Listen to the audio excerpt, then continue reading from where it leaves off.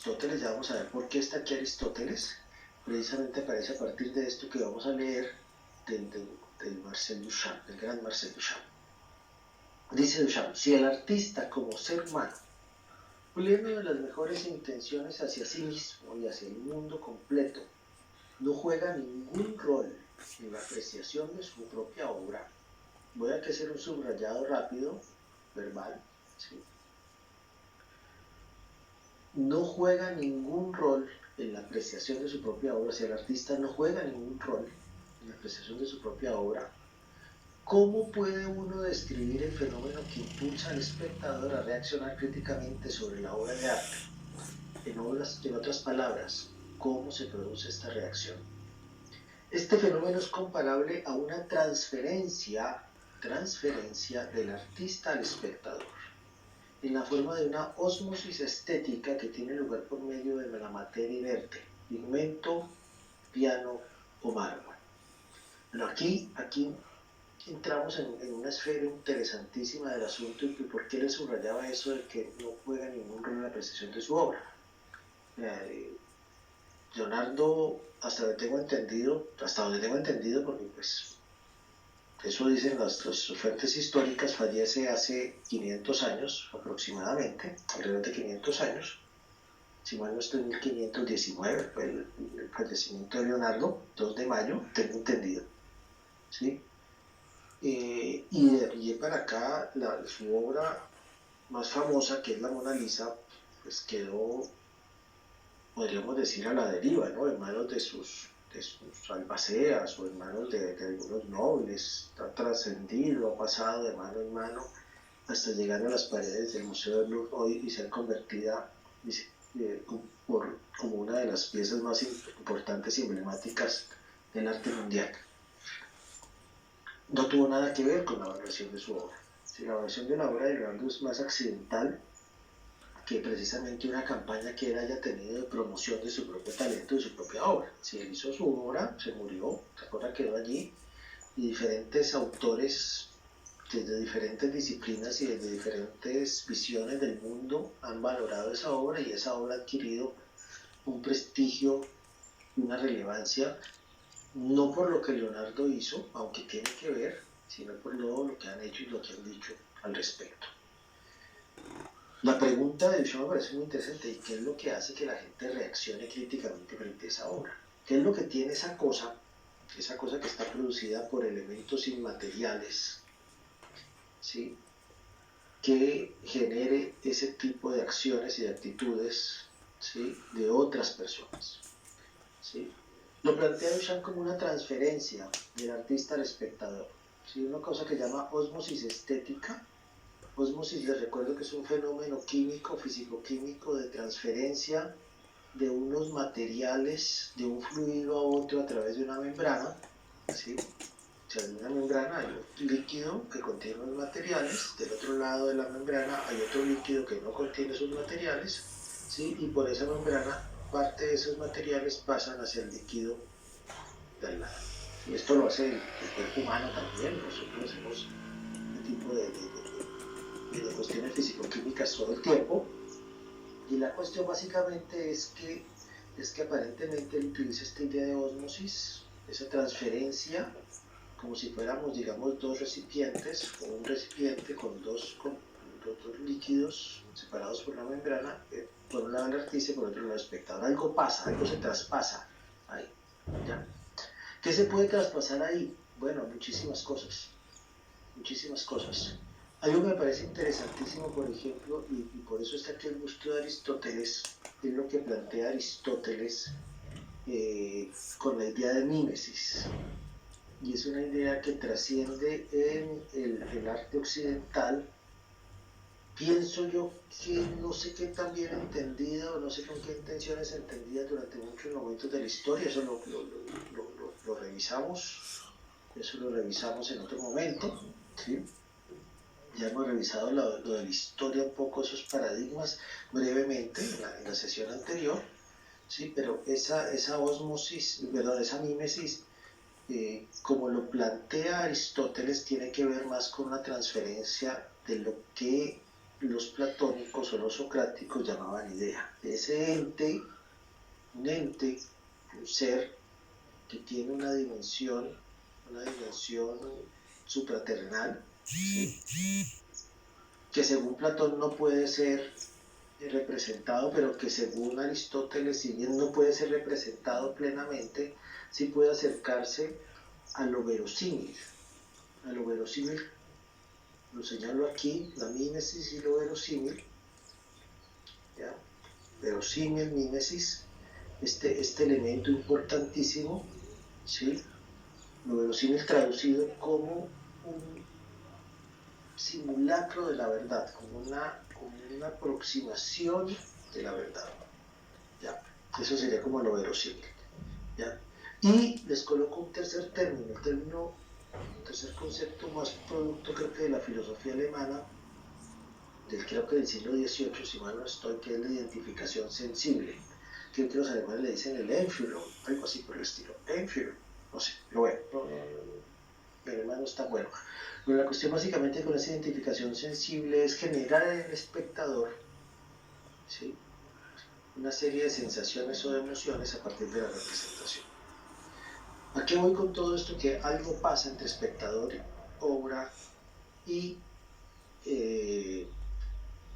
artista. Algo se transfiere del artista a través de la obra con el espectador. La obra funcionaría como esa membrana, ¿sí? Y esa transferencia es pues, lo que permite precisamente que se dé esa osmosis estética, que permite precisamente que el espectador reaccione críticamente frente a las obras.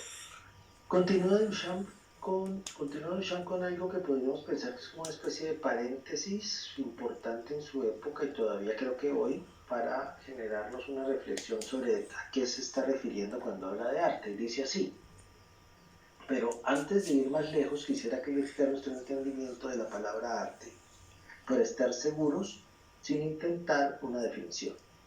Lo que tengo en mente es que el arte puede ser malo, bueno o indiferente, pero cualquiera que sea el adjetivo que se use, debemos llamarlo arte, y el mal arte es aún arte del mismo modo que una mala emoción sigue siendo una emoción. Por ello, cuando me refiera a coeficiente de arte, deberá entenderse que me refiero no solo al gran arte, sino que estoy tratando de describir el mecanismo subjetivo que produce arte en un estado bruto, al état brut, malo, bueno o indiferente. Cierro la cita aquí desde Duchamp, ¿sí? Un breve comentario sobre el asunto. En el momento de Duchamp, ¿sí?, en el 57, había una gran discusión sobre estos primeros tres términos que tengo señalados acá sobre la diapositiva, que serían artesanía, arte y no arte, ¿ya? Esa pugna entre lo artesanal, lo hecho a mano, ¿sí?, como una producción cultural importante, el arte, hablando de una especie de gran arte, una arte élite, ¿sí?, especialmente relacionado posiblemente mucho con la figura de Picasso y sus derivados, y ese no arte, que es ese arte que deriva del Dada, que tiene, digamos, como también en discusión esa noción de arte en términos generales. También aparece, digamos, esa otra noción, más o menos en esa época, que es el arte de élite, el arte social y el arte popular. Ya viene un poco de esa noción de valor social, que tiene que ver con otra noción que para mí es muy discutible, muy discutida, y que habría que revisar también en otro momento, que es la noción de la función del arte. Si el arte debe tener una función social, ¿sí?, y que caería posiblemente en esa función comercial del arte, más comentada hoy, más hacia nuestros tiempos, el arte convertido en un producto de comercio, ¿sí?, y que tendría que ver también con esa última franja de abajo, que es la relación o la diferencia entre arte moderno y arte contemporáneo. Son discusiones que se han dado y que son importantes, pero lo que hace Duchamp es salirse de esas discusiones. Si no me interesa si es arte bueno, malo o indiferente, vamos a hablar del proceso de producción de lo artístico, de creación de lo artístico, según sus palabras. Insisto que a mí me gusta más la palabra producción que creación. La creación es divina, la producción es humana, por eso me gusta más la palabra producción porque considero que el arte es una actividad más humana que divina, pero la cuestión básicamente es que él se quiere zafar de eso, creo que lo logra, para plantear ese término que es el coeficiente de arte, que lo veremos ya mismo en este punto. Antes de ver el coeficiente de arte, y para introducir esa noción de coeficiente de arte, Duchamp nos dice lo siguiente: en el acto creativo, el artista va de la intención a la realización a través de una cadena de reacciones totalmente subjetivas, y voy a subrayar subjetivas, aquí mismo.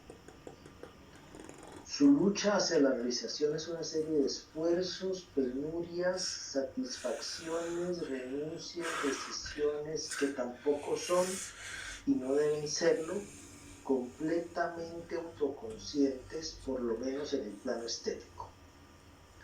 El resultado de esta lucha es una diferencia entre la intención y su realización, una diferencia de la que el artista no se da cuenta. Hay disentiría, cerrando aquí la cita de Duchamp, de que el artista no se da cuenta. Sí, el artista sí se da cuenta que lo que intentó hacer no fue lo que hizo. Sí, yo pienso que sí, es lo que todos lo hemos comprobado cuando hemos querido hacer algún tipo de pieza artística o obra de arte, cualquier acto creativo, productivo, artístico que queramos hacer, siempre tenemos una intención inicial y cuando nos damos vuelta, terminamos la pieza, decimos, ay caramba, esto que fue, terminó siendo otra cosa completamente diferente. Y subrayé subjetivas, ¿por qué? Porque es digamos, la noción que le va a dar Duchamp a todo esto. Es un sujeto el que hace la obra, ¿sí?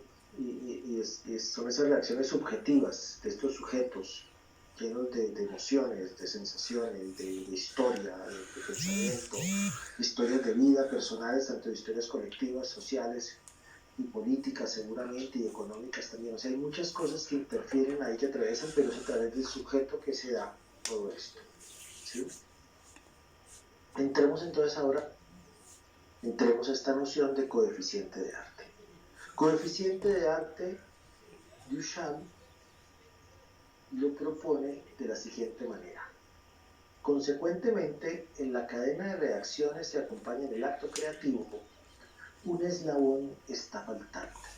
Esta separación que representa la inhabilidad del artista para expresar totalmente su intención, esta diferencia entre lo que se ha intentado realizar y lo efectivamente realizado, es el coeficiente de arte personal contenido en la obra.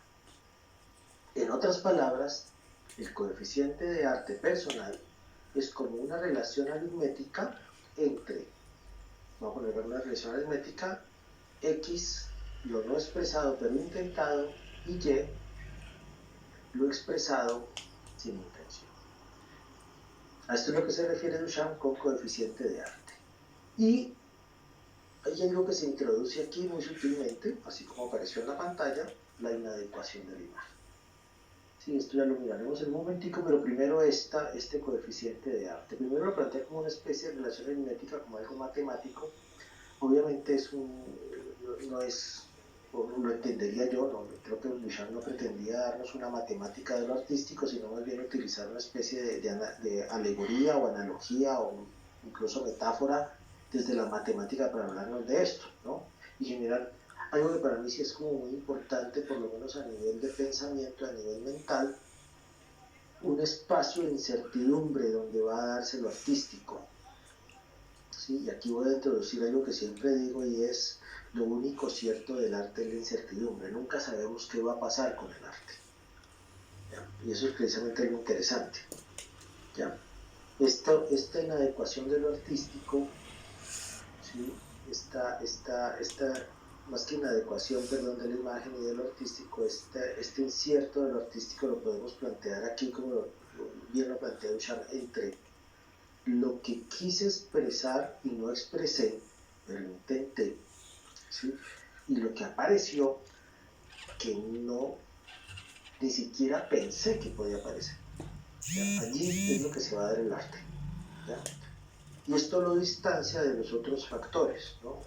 O sea, hay cosas que seguramente sí quería hacer e hice, ¿ya?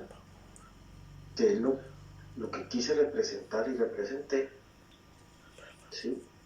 Y hay otras cosas que por ningún motivo iba a representar y no representé. Allí como que esos factores quedan fuera de ese espacio del arte, ¿sí? Y lo que aparece dentro del espacio del arte es aquello que negué, muchas veces de manera inconsciente, y por eso en la diapositiva anterior hablaba, en la cita anterior a esta, Duchamp hablaba de que no es el artista completamente consciente o autoconsciente de lo que hace. Eso es muy importante. Hay cosas de negación que hacemos, muy humanas, además son muy humanas, pero es que eso es subjetivo, ¿sí? Negamos estas cosas y hay otras cosas que aparecen seguramente desde nuestro inconsciente, seguramente desde nuestro subconsciente. No voy a descartar lo espiritual, desde otro plano completamente diferente a nuestra realidad, a nuestra conciencia, a nuestra razón, aparecen otras cosas ahí que nunca pensé que iban a aparecer.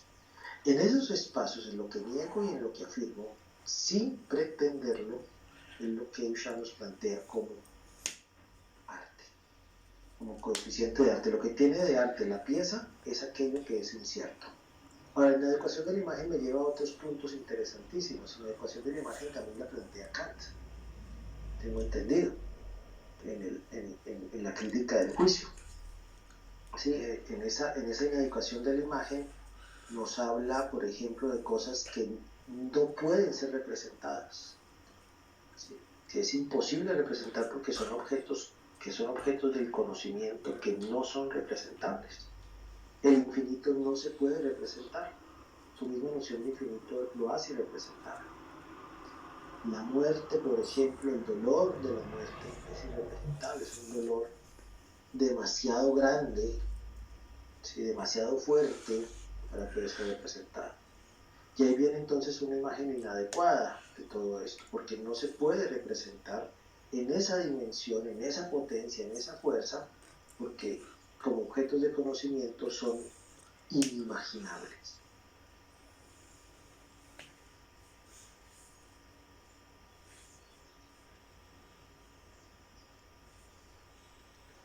Terminemos ya casi, ¿sí? Estamos en las últimas partes de este texto de Duchamp. Dice Duchamp, para evitar un malentendido debemos recordar que este coeficiente de arte es una expresión personal de arte al état brut, que sigue estando en estado bruto y que debe ser refinado como el azúcar pura de la melaza por el espectador. El valor de este coeficiente no altera su veredicto. El acto creativo toma otro aspecto cuando el espectador experimenta el fenómeno de transmutación por el cambio de materia inerte a obra de arte. Es una transubstanciación la que ha tomado lugar, que el rol del espectador será determinar el peso de la obra en la escala estética. ¿Qué nos dice básicamente de todo esto? Primero, ¿sí? Que el arte no es algo que lo hace el artista solo. Si el artista genera una producción, que el espectador, cuando esta producción sale del estudio del artista, entra a la esfera pública, entra a la esfera de lo social, y se expone, se publica, se genera un acto por fuera del ámbito personal e íntimo del artista, entra en ese proceso de refinamiento, como lo dice Duchamp, como una especie de azúcar pura que se refina de una melaza. Esa obra en el estado primigenio es una melaza y el espectador lo que hace es empezar ese proceso de refinamiento. ¿Cómo se va a hacer ese proceso de refinamiento?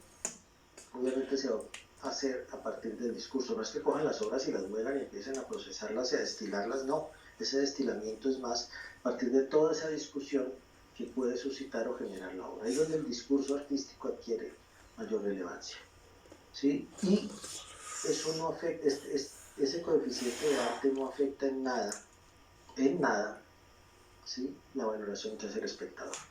Es posible que mis intereses y motivaciones como artista sean unas, mis negaciones y mis afirmaciones sean cualquiera que sean, ¿sí?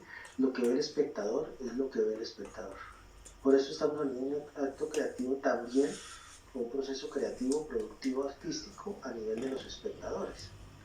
¿Sí? Como les decía hace un rato, no creo que ningún artista de la historia de la humanidad, conocido o no conocido, haya pensado qué iba a pasar con su obra 10, 15, 20, 30, 50, 100, 1000 años después. ¿Sí? No, no, es casi que imposible, diría que imposible. Tendría que ser un viajero en el tiempo para decir, no, es que pasó esto, entonces voy a hacer esto. ¿Sí? O sea, es muy improbable que eso haya sucedido y que eso suceda. Ya en ese sentido, digamos que la obra de arte la completa el espectador a partir de la discusión que genera sobre esa producción primigenia que hace el artista. Aquí es importante también hablar de esa transmutación, esa transubstanciación. Si la transmutación la hace el artista, ¿cómo la transmuta? Toma esa materia inerte, pensemos en cualquier técnica de las artes, cualquiera, incluso las tecnológicas actuales, es tomar esos elementos intangibles de la electrónica, por ejemplo, electrones, o no sé, cables, lo que ustedes quieran, ¿sí? Y generar una imagen, o en el caso de las artes un poco más tradicionales, generar materiales, ¿sí? Que han sido ya transmutados, por ejemplo, por la industria, en nuestro caso, o sea, ya muy poca gente va a ir, bueno, hay casos que sí, pero va a ir a buscar las tierras para producir sus propios pigmentos, ¿sí? Por lo general vamos a un almacén y compramos pigmentos, compramos papeles, compramos telas, o vamos a un almacén otro y compramos los materiales para hacer las construcciones que vamos a hacer, o vamos, en fin, a cualquier parte, y lo que hacemos es transmutar eso, ¿sí? Transmutar eso es cambiarle su estado matérico, su estado formal, ¿ya? Para volverlo otra cosa. Esa es la transmutación inicial. Y la transubstanciación, ¿sí? La transubstanciación es cuando eso que ya ha sido transformado, que ha sido transmutado, se convierte en algo que incluso supera esa transmutación, ¿sí? Adquiere otro sentido, adquiere otra dimensión, ¿ya? Yo, bueno, coloqué aquí esta imagen, pero mentalmente los traslado a otra imagen, o si no la buscan, no se acuerdan de ella, la vieja fritando huevos de Velázquez, siempre lo cuento también, ¿sí? Y tuve la oportunidad de ver ese cuadro alguna vez en directo hace muchos años, por accidente, o sea, pasaba por Sevilla, en España, en 1999, no sabía que se cumplían los 400 años de Velázquez, de su nacimiento posible en Sevilla, y no sabía que estaba el cuadro ahí, que es el cuadro que está en Edimburgo, en Escocia, el Museo de Edimburgo, y pasé por ahí, dije, exposición de Velázquez, me metí a ver a Velázquez, y me paré frente a ese cuadro, y siempre le digo a todo el mundo que juro que yo escuché los benditos huevos pintados hace más de 400 años, pintándose, como si lo estuviera escuchando en un momento dado que estaba fritándose. Curiosamente, después, muchos años después, tuve un documental donde era precisamente ese cuadro del Museo de Edimburgo,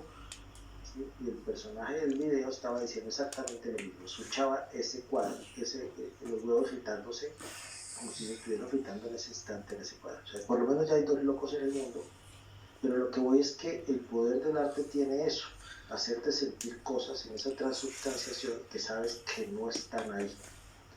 ¿Ya? Ese es un gran poder, no todas las obras lo tienen, muchas sí, no es imposible hacerlo, ¿ya? No lo puedo comprobar científicamente, por lo menos no en términos físico-químicos, biológicos, ¿sí? De pronto sí en términos científicos humanistas, pero de otro orden. Pero la cuestión es que ese poder del arte sí está ahí metido, y es un poder del arte que, a pesar de la tecnología o a pesar de muchas otras cosas que supuestamente han transformado lo artístico, aparentemente aún no se pierde. Finalicemos ya esta presentación de ese texto de Duchamp. Como les digo, para mí es un texto fundamental. Espero que les haya llamado la atención y les haya interesado toda esta discusión al respecto y toda esta presentación, esta lectura, con esta última parte del texto que dice así: en suma, el acto creativo no es desempeñado por el artista solamente. El espectador lleva la obra al contacto con el mundo exterior por medio del desciframiento y la interpretación de sus cualidades internas, y así agrega su contribución al acto creativo.